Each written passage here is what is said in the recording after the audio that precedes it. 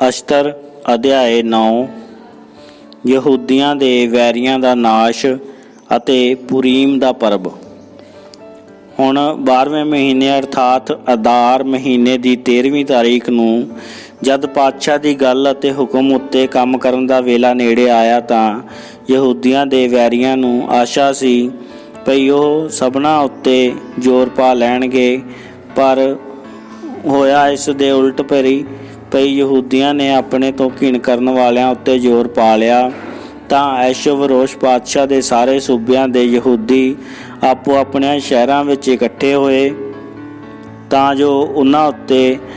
ਜਿਹੜੇ ਉਹਨਾਂ ਦੀ ਬੁਰਾਈ ਭਾਲਿਆ ਕਰਦੇ ਸਨ ਹੱਥ ਚਲਾਉਣ, ਅਤੇ ਕੋਈ ਮਨੁੱਖ ਉਹਨਾਂ ਦੇ ਅੱਗੇ ਖਲੋ ਨਾ ਸਕਿਆ, ਕਿਉਂਕਿ ਉਹਨਾਂ ਦਾ ਭੈ ਸਾਰੀਆਂ ਉਮਤਾਂ ਉੱਤੇ ਛਾ ਗਿਆ ਸੀ। ਅਤੇ ਸੂਬਿਆਂ ਦੇ ਸਾਰੇ ਸਰਦਾਰਾਂ ਔਰ ਮਨਸਬਦਾਰਾਂ ਅਤੇ ਨੈਬ ਮਨਸਬਦਾਰਾਂ ਅਤੇ ਪਾਤਸ਼ਾਹ ਦੇ ਕਰਿੰਦਿਆਂ ਨੇ ਯਹੂਦੀਆਂ ਦੀ ਸਹਾਇਤਾ ਕੀਤੀ, ਕਿਉਂ ਜੋ ਮਰਦਕਈ ਦਾ ਭੈ ਉਹਨਾਂ ਉੱਤੇ ਛਾ ਗਿਆ ਸੀ। ਮਰਦਕਈ ਸ਼ਾਹੀ ਮਹਿਲ ਵਿੱਚ ਵੱਡਾ ਸੀ ਅਤੇ ਉਹ ਸਾਰਿਆਂ ਸੂਬਿਆਂ ਵਿੱਚ ਉੱਘਾ ਹੋ ਗਿਆ ਸੀ, ਅਤੇ ਇਹ ਮਨੁੱਖ ਮਰਦਕਈ ਦਾ ਵੱਧਦਾ ਹੀ ਚਲਿਆ ਗਿਆ। ਅਤੇ ਯਹੂਦੀਆਂ ਨੇ ਆਪਣੇ ਸਾਰੇ ਵੈਰੀਆਂ ਨੂੰ ਤਲਵਾਰ ਦੀ ਹੁੱਜ ਨਾਲ ਘਾਇਲ ਕਰਕੇ ਵੱਢ ਸੁੱਟਿਆ ਔਰ ਮਿਟਾ ਦਿੱਤਾ, ਅਤੇ ਆਪਣੇ ਤੋਂ ਘਿਣ ਕਰਨ ਵਾਲਿਆਂ ਨਾਲ ਉਹ ਕੁਝ ਕੀਤਾ ਜੋ ਉਹ ਕਰਨਾ ਚਾਹੁੰਦੇ ਸਨ। ਸ਼ੂਸ਼ਨ ਦੇ ਮਹਿਲ ਵਿੱਚ ਯਹੂਦੀਆਂ ਨੇ 500 ਮਨੁੱਖਾਂ ਨੂੰ ਵੱਢ ਕੇ ਮਿਟਾ ਦਿੱਤਾ, ਔਰ ਪਰਸ਼ਨਦਾਥਾ, ਦਿਲਫੋਨ, ਅਸ਼ਪਾਸ਼ਾ, ਪੁਰਾਥਾ, ਅਦਲਿਆ, ਅਰੀਥਾਥਾ, ਪਰਮਸ਼ਤਾ, ਅਰਸ਼ਈ, ਅਰੀਦਈ ਅਤੇ ਵਜੀਥਾ ਅਰਥਾਤ ਹਮਾਥਾ ਦੇ ਪੁੱਤਰ ਹਮਾਨ ਦੇ ਇਸ 10 ਪੁੱਤਰ ਜਿਹੜੇ ਯਹੂਦੀਆਂ ਦੇ ਦੂਤੀ ਦੁਸ਼ਮਣ ਸਨ ਵੱਢ ਦਿੱਤੇ, ਪਰ ਲੁੱਟ ਦੇ ਮਾਲ ਉਹਨਾਂ ਦੇ ਹੱਥ ਨਾ ਪਾਇਆ। ਉਸ ਦਿਨ ਜਿਹੜੇ ਸ਼ੂਸ਼ਨ ਦੇ ਮਹਿਲ ਵਿੱਚ ਵੱਢੇ ਗਏ ਉਹਨਾਂ ਦੀ ਗਿਣਤੀ ਪਾਤਸ਼ਾਹ ਦੇ ਸਨਮੁਖ ਲਿਆਂਦੀ ਗਈ ਤਾਂ ਪਾਤਸ਼ਾਹ ਨੇ ਅਸਤਰ ਮਲਕਾ ਨੂੰ ਆਖਿਆ ਕਿ ਸ਼ੂਸ਼ਨ ਦੀ ਮਹਿਲ ਵਿੱਚ ਯਹੂਦੀਆਂ ਨੇ 500 ਮਨੁੱਖ ਵੱਢ ਕੇ ਮਿਟਾ ਦਿੱਤੇ ਹਨ, ਔਰ ਹਮਾਨ ਦੇ 10 ਪੁੱਤਰ ਵੀ, ਤਾਂ ਪਾਤਸ਼ਾਹ ਦੇ ਬਾਕੀ ਸੂਬਿਆਂ ਵਿੱਚ ਕੀ ਕੁਝ ਕੀਤਾ ਹੋਵੇਗਾ। ਤੇਰੀ ਕੀ ਅਰਜ਼ ਹੈ,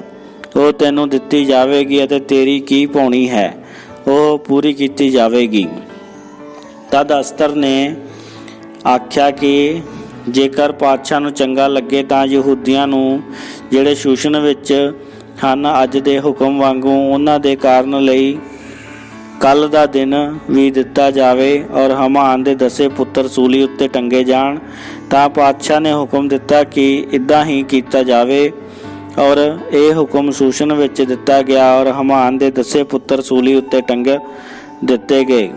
ਅਤੇ ਯਹੂਦੀ ਜਿਹੜੇ ਸ਼ੂਸ਼ਨ ਵਿੱਚ ਸਨ ਅਦਾਰ ਮਹੀਨੇ ਦੀ 14ਵੀਂ ਤਾਰੀਖ ਨੂੰ ਇਕੱਠੇ ਹੋਏ, ਅਤੇ ਉਹਨਾਂ ਨੇ ਸ਼ੂਸ਼ਨ ਵਿੱਚ 300 ਮਨੁੱਖ ਵੱਢ ਸੁੱਟੇ, ਪਰ ਲੁੱਟ ਦੇ ਮਾਲ ਨੂੰ ਹੱਥ ਨਾ ਪਾਇਆ।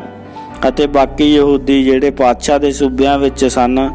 ਜਾਨਾਂ ਬਚਾਉਣ ਲਈ ਇਕੱਠੇ ਹੋ ਕੇ ਅੜ ਗਏ, ਅਤੇ ਆਪਣੇ ਵੈਰੀਆਂ ਤੋਂ ਆਰਾਮ ਪਾਇਆ, ਅਤੇ ਆਪਣੇ ਘਿਣ ਕਰਨ ਵਾਲਿਆਂ ਵਿੱਚ 75,000 ਨੂੰ ਵੱਢ ਸੁੱਟਿਆ, ਪਰ ਲੁੱਟ ਦੇ ਮਾਲ ਨੂੰ ਹੱਥ ਨਾ ਪਾਇਆ। ਅਦਾਰ ਮਹੀਨੇ ਦੀ 13ਵੀਂ ਔਰ 14ਵੀਂ ਤਾਰੀਖ ਨੂੰ ਉਹਨਾਂ ਨੇ ਆਰਾਮ ਕੀਤਾ, ਅਤੇ ਉਸੇ ਦਿਨ ਉਹਨਾਂ ਦੇ ਦਾਊਦ ਅਤੇ ਆਨੰਦ ਕਰਨ ਦਾ ਦਿਨ ਠਹਿਰਾਇਆ। ਪਰ ਉਹ ਯਹੂਦੀ ਜਿਹੜੇ ਸ਼ੂਸ਼ਨ ਵਿੱਚ ਸਨ ਉਸ ਦੀ 13ਵੀਂ ਅਤੇ 14ਵੀਂ ਤਾਰੀਖ ਨੂੰ ਇਕੱਠੇ ਹੋਏ, ਅਤੇ ਉਸ ਦੀ 15ਵੀਂ ਤਾਰੀਖ ਨੂੰ ਆਰਾਮ ਕੀਤਾ, ਅਤੇ ਉਸ ਦਿਨ ਦਾਊਦ ਅਤੇ ਆਨੰਦ ਦਾ ਦਿਨ ਠਹਿਰਾਇਆ।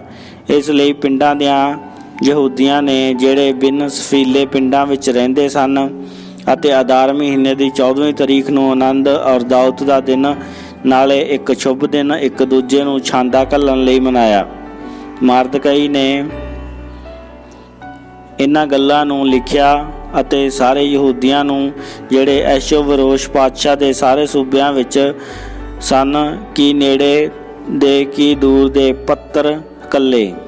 ਤਾਂ ਜੋ ਉਹਨਾਂ ਵਿੱਚ ਇਹ ਕਾਇਮ ਕਰੇ ਕਿ ਉਹ ਅਦਾਰ ਮਹੀਨੇ ਦੀ 14ਵੀਂ ਔਰ 15ਵੀਂ ਤਾਰੀਖ ਨੂੰ ਵਰੇ ਦੇ ਵਰੇ ਮਨਾਉਣ, ਕਿਉਂ ਜੋ ਇਹ ਉਹ ਦਿਨ ਸਨ ਜਿਨ੍ਹਾਂ ਵਿੱਚ ਯਹੂਦੀਆਂ ਨੂੰ ਆਪਣਿਆਂ ਵੈਰੀਆਂ ਤੋਂ ਆਰਾਮ ਮਿਲਿਆ,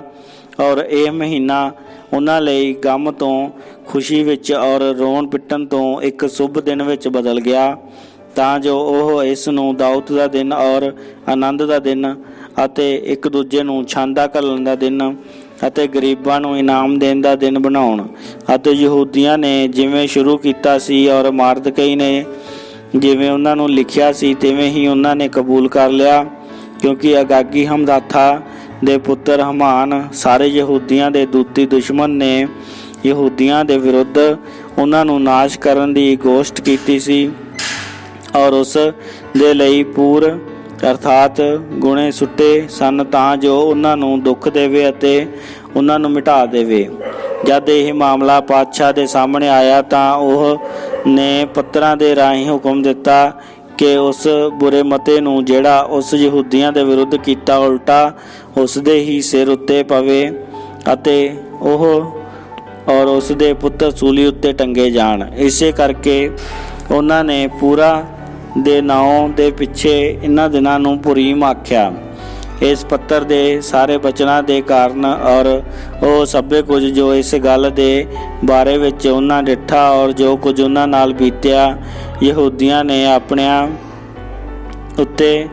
ਅਤੇ ਆਪਣੀ ਨਸਲ ਉੱਤੇ ਔਰ ਉਹਨਾਂ ਸਾਰਿਆਂ ਉੱਤੇ ਜਿਹੜੇ ਉਹਨਾਂ ਦੇ ਨਾਲ ਮਿਲ ਗਏ ਕਾਇਮ ਕਰਕੇ ਕਬੂਲ ਕਰ ਲਿਆ ਭਈ ਇਹ ਅਟਲ ਹੋ ਗਿਆ ਜਾਵੇ ਕਿ ਉਹ ਇਹਨਾਂ ਦੋਹਾਂ ਦਿਨਾਂ ਨੂੰ ਆਪਣੀ ਲਿਖਤ ਦੇ ਅਨੁਸਾਰ ਆਪਣੇ ਮੁਕਰਰ ਕੀਤੇ ਹੋਏ ਸਮੇਂ ਉੱਤੇ ਵਰੇ ਦੇ ਵਰੇ ਮਨਾਉਣਗੇ ਅਤੇ ਇਹ ਦਿਨ ਪੀੜ੍ਹੀਓ ਪੀੜ੍ਹੀ ਹਰ ਟੱਬਰ ਹਰ ਸੂਬਾ ਔਰ ਹਰ ਨਗਰ ਵਿੱਚ ਯਾਦ ਰੱਖ ਕੇ ਮਨਾਏ ਜਾਣ ਔਰ ਪੁਰੀਮ ਦੇ ਇਹ ਦਿਨ ਯਹੂਦੀਆਂ ਵਿੱਚੋਂ ਕਦੇ ਵੀ ਨਾ ਮੁੱਕਣ ਅਤੇ ਨਾ ਹੀ ਉਹਨਾਂ ਦੀ ਯਾਦ ਉਹਨਾਂ ਦੀ ਨਸਲ ਵਿੱਚੋਂ ਜਾਂਦੀ ਰਹੇ। ਤਾਂ